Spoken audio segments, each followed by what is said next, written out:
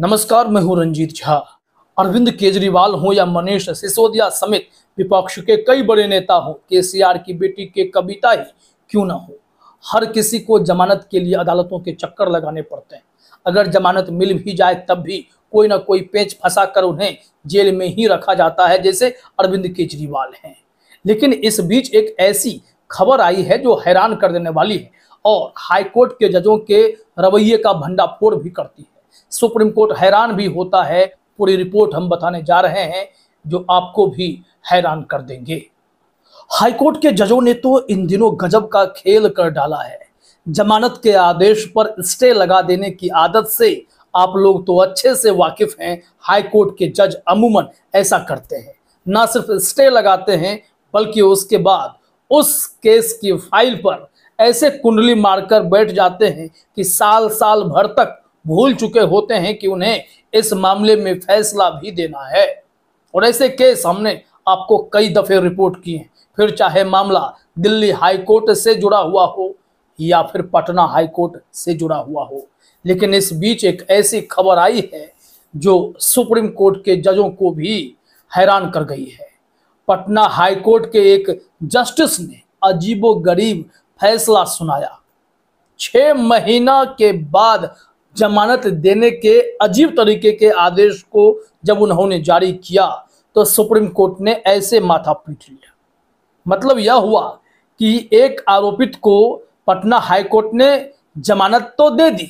जज साहब ने कहा कि ठीक है, हम जमानत तो देते हैं, लेकिन यह जमानत जो है 6 महीने बाद से लागू होगा, तब तक ये आदमी जेल में रहेंगे। मतलब अजीबोगरीब आदेश हाईकोर्ट के जज पारित करते हैं। हाईकोर्ट के जजों का इस वक्त राजनीतिकरण हो जाना आप खूब देख रहे हैं, लेकिन मानसिकता भी इस तरीके से होती जा रही है कि फैसलों की कॉपी पर स्टे लगाना, बेल ऑर्डर देखे बिना आदेश पारित करना या फिर उस पर स्टे लगाकर साल भर भूल जाना, यह उनकी आदतों में चीजें शुमार थीं। लेकिन अब जब नया मामला सामने आया है तो पटना हाईकोर्ट के जस्टिस डॉक्टर अंशुमान पर गुस्सा फूटा है सुप्रीम कोर्ट का। उन्होंने कहा कि आपने तो गजब का मजाक बना दिया। मतलब आज आपने जमानत दी लेकिन आदेश आपके 6 महीने बाद लागू हो, तब तक कोई जेल में रहेगा क्या? यह कैसा आदेश आपने जारी कर दिया? हैरानी होती है कि जब अरविंद केजरीवाल हों या मनीष सिसोदिया जैसे लोग हों, वो सलाखों के पीछे बंद होते हैं और जमानत के लिए धक्के खा रहे होते हैं, तब ऐसे जज याद आते हैं। इन लोगों की वजह से ही अरविंद केजरीवाल और मनीष सिसोदिया जैसे नेता सलाखों के पीछे बंद हैं।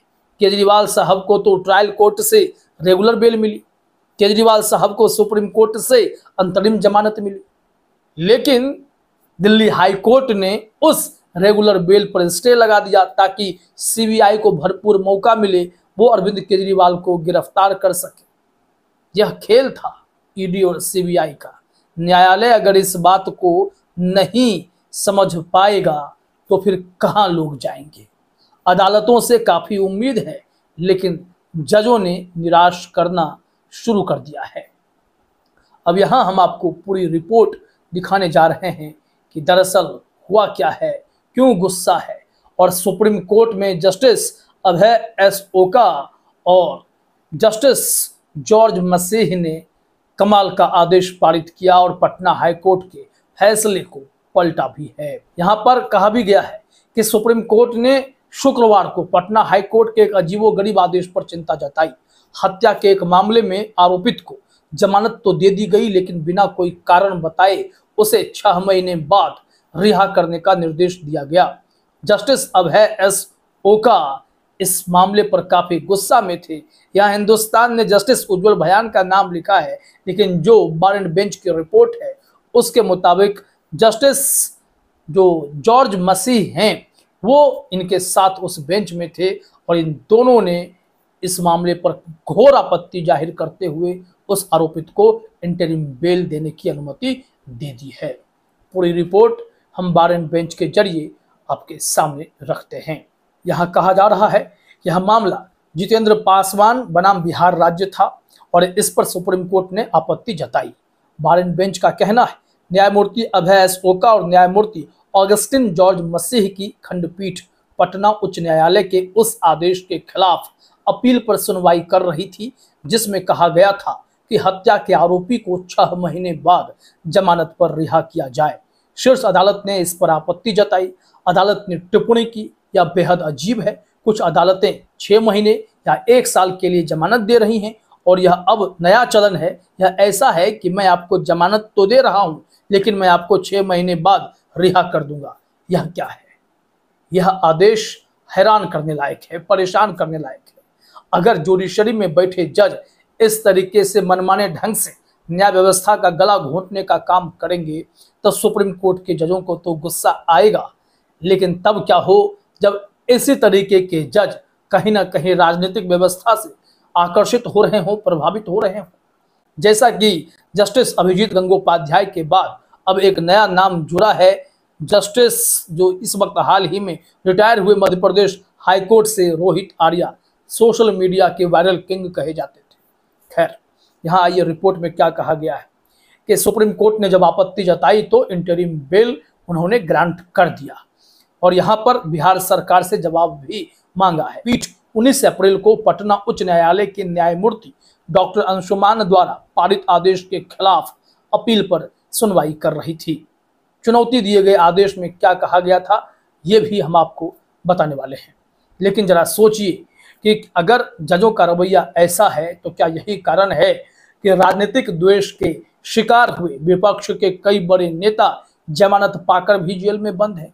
जो उनके साथ मकरजाल खेला जा रहा है, उस मकरजाल में क्या इंडियन जुडिशरी अपनी जवाबदेही तय नहीं कर पा रही है? क्या उन्हें यह जवाबदेही तय नहीं करनी चाहिए कि आप किसे आदेश देंगे और किस तरीके का आदेश देंगे? निष्पक्षता भी कोई चीज है या नहीं है, यह एक सवाल है। अब जो 19 अप्रैल को डॉक्टर अंशुमान ने आदेश पारित किया उसे सुप्रीम कोर्ट ने पलटा।